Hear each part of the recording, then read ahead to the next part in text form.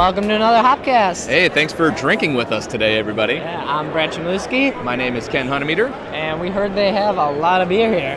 Yeah, and they put them in these like wooden things, I guess, at the FOBAB, as the cool kids call it. Yeah. So we're here at FOBAB. The Festival of Wood and Barrel-Aged Beers.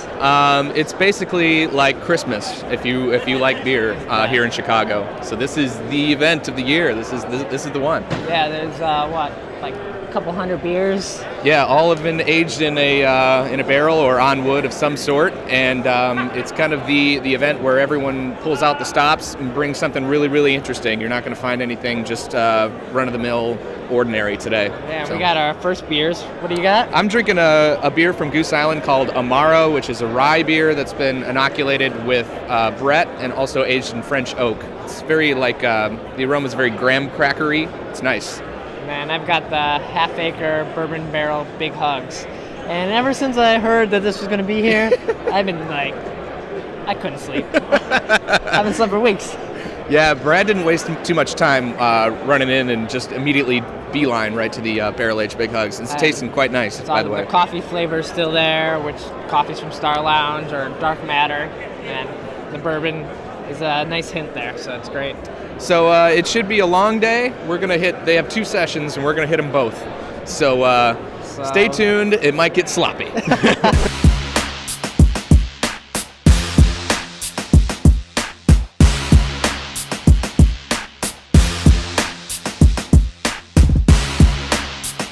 So those barrel-aged beers are flowing. They're flowing, and it's starting to get a little dangerous because it's early, and I'm feeling a little funny in my head right here. But, a little warmth in the inside. Yeah, so hopefully we can last. But what are we drinking right now? From Bluegrass, I have the Mephistopheles. Not to be confused with the Avery Mephistopheles. Right, which is a big stout, apparently. No, this is a Belgian triple aged in those French oak barrels that we know from Two Brothers. Yep. And there's a little something funky going on, but it's pretty clean. Nice oak taste in there.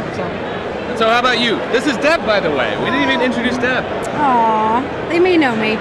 I also have a Two Brothers aged in French barrels, but I have the heavier handed. And it's very hoppy delicious. Yeah, this one, the aroma on this one is just intensely amazing. And better going down than smelling. Right. Yes. Of course. I'm drinking a little something from Three Floyds. This is the Chocolate City. It's a Scottish ale aged with Marionberries on Woodford Reserve. So, real nice one. And I don't know where the chocolate is coming from, but it's there. It's real tasty. I didn't even get to try that one yet. I'm going to have to grab a sip of that. I don't mind if I do. So having a lovely time here at FOBAB, as always. And we're going to continue and see who else we run into.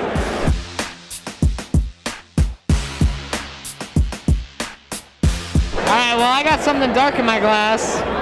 Eric's got something dark in his glass. I got something light. Light in my glass and light on my palate and light on my liver. Yes. Right, that's coming in at 4.1%. 4.1%. This is the Firestone Walker Real Local. Yeah. It's a real local, low alcohol saison aged on toasted American oak for 17 months. So I was a little skeptical because I thought that for such a low alcohol beer that maybe aging on the wood that long, maybe it will kind of overpower it, but it's really tasting quite nice. Yeah. You got wood for that long, it's gonna... That was actually one of my favorites today. I hear you're supposed to call your doctor if you have wood for that long. True, very true. So what do you got in there? I actually went with the Conquistador. I got the last of it. And that was is that the Three Floyds? Three Floyds, yes. The milk stout? Yes. So it's actually called Conquistador de la Muerta. So that's the full name, but it was fantastic, yeah. Real tasty beer. It's got a lot of that coffee roastiness up front on the nose. Great finish. Actually, that chili that's in the beer, though, you think it's like, wait, is it even in this beer? And then all of a sudden you step away from it, and then 3 seconds later the chili's just it's there. I hadn't had that one this year, but I remember it it was one of my standouts from last year. So good. I would now that they're not pouring it anymore, I'll have to hit it next session. Next time. Too bad. Yeah. What do you got, Brad? From 50/50 Brewing, which I don't really know too much about them, but I've got their rye, and it's tasting great. It's an imperial stout aged in rye barrels, right? Right. So they're not a true rye beer, but like it has this real fruity candy sweetness that I can't really pinpoint the candy on it, the specific candy, but it's really interesting and nice. And then they've got their Imperial Stout aged in bourbon barrels, which has a lot more chocolate and not as much heat as the rye does. See, that's the beauty of FOBAB. You get all these crazy surprises when you try every beer. Nothing is normal here. Everything is like wilder or crazier than the last. And that's why I love it. It's my favorite festival. So you're saying we have to try every beer? Well, you guys get to be here for both sessions, right? It's true. You have no excuse not to give it your best effort. Well, you come and talk to us in about 5 hours. Absolutely. All right, Eric. Thanks for Cheers, talking guys. to us.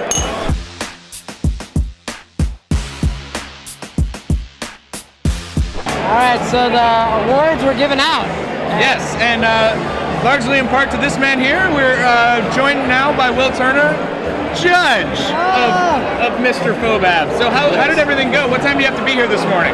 I was here right about 8 in the morning to start setting up and getting everything going. Setting up. No, judging started at 9. Okay. So the pre-beers. We unloaded ice.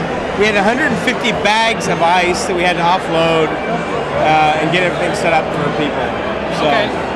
So how was it drinking big, huge barrel-aged beers 9 in the morning? What category did you do? I was category 6, which was strong, double, and imperial dark beers. All right. And in the past, it was really rough. Today, I was less hungover because Pete and I only played 2 games of checkers last night. We were in bed by 1. Wow. So in years past, we have consumed more, and I've been a little crunchier. This year, not so bad judging at 9 a.m., but at the same time, we are judging beers that can be 10, 11, 12, 13% alcohol by volume, bourbon barrel aged. So that's why our VIP section upstairs is set up with lower alcohol, pale, highly carbonated fizzy beers. So some nice Kolsch's up there. I'm drinking Kolsch right now. I was drinking Hefeweizen from Flossmoor earlier. So that is very important for the VIP section to have beers that we can consume all day. Yeah, when you have a long day, barrel-aged beers are dangerous. Yeah, and it's halfway. We got one more session. We got one more session to go. So right now we've made it through one session. They're playing our outro music, and we have one more to go. So hopefully we're standing like this at the end.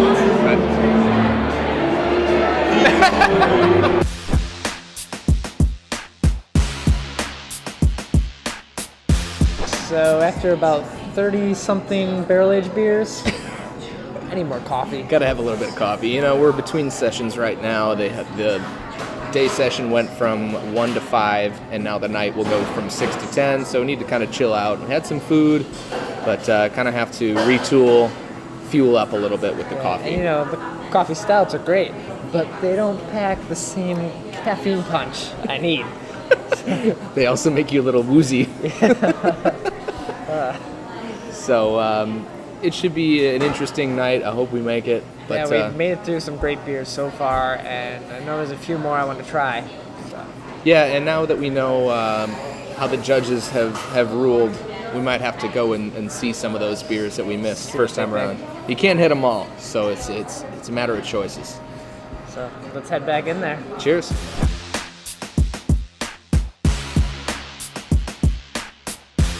So we ran into Matt here from Upland. Cheers, everybody. Hey, you like beer, don't you? I love beer, man. Okay. Big fan. It's a good crowd for it. Yeah, it's great to see you guys' beer here because we don't usually see it around. Yeah, it's hard to get our beer in Chicago. We've been trying to figure out the best strategy for that. Chicago's a big market, so... And a tricky market. Exactly. You got to play your cards right. I'm kind of here this evening doing some espionage, trying to figure out who to talk to, when to talk to them, and, you know, should we send the Upland Lambics as the pilgrims, or should we send on our wheat ale, you know, our number one beer? I vote for the wheat ale. I love that. Oh, really? Yeah, Brad was over at a wedding not too long ago and was just down in wheat ales all night. It was a perfect wedding, like all night drinking. Yeah, It's a great session beer, man. Yeah, I loved it. Yeah, I usually when I have the two, the lambics versus the wheat, everybody wants to go with the lambics. I'm glad to hear a wheat. Have you ever done the blend of the two? I can see that. A wheat lambic? Sure. It does happen, you know. The guys over here with the double wheat, that was fantastic this evening. Yeah, that won a medal. Yes. That was the Grand Teton, I believe, right? Yes, Grand Teton Brewing Company. Fantastic. But speaking of your lambics, that's become kind of like a hidden treasure. Everyone's kind of pining after these barreled beers. Like, so what kind of things can we expect? Like you brought the strawberry today. Yeah. Did you bring anything else? We have our Dantalian this evening. Won the silver medal, which was fantastic. It's a dark sour. We're working on a bunch of other different sour lambic flavors. Persimmon, kiwi, cherry, blackberry. We do a whole bunch of different berry flavors, cherry. The thing that we're working with right now is volume. A lambic goes on the shelf, it goes off the shelf real quickly. So we're trying to figure out how to supply demand this thing. Hopefully we can flood the market with some flavors, keep everybody happy over the holidays, and then go from there. And how long does it usually take in the brewery before packaging for you to turn around those lambics? Got to be a little. The problem with us with our lambics, and maybe everybody else is experiencing this, I'm sure, is it's the man hours it takes and the waiting. We let it age for about a year in a giant French oak tank, and then we transfer it into barrels, white oak barrels that were previously used for wine. We add some fruit on there, like I said, persimmons, strawberry, as you had mentioned.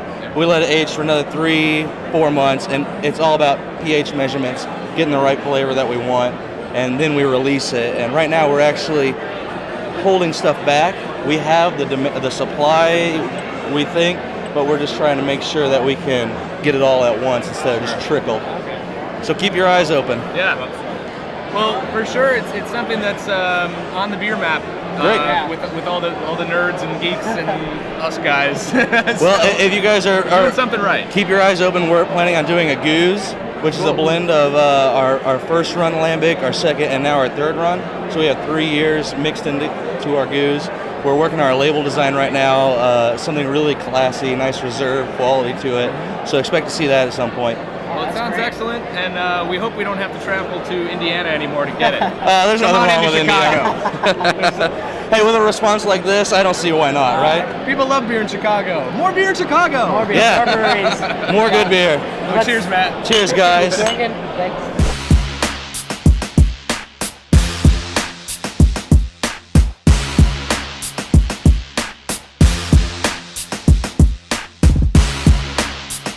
Well, Ken, for 8 hours of drinking, feeling pretty good, I think. Pretty good. We came, we saw, we conquered 2 sessions of FOBAB.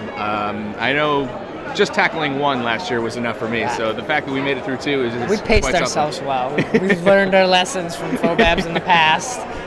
We're no longer the young chickens, so we've been around the block a little bit, and you should be too. Drink more beer. That's basically the message. So there were some definite standouts, of course.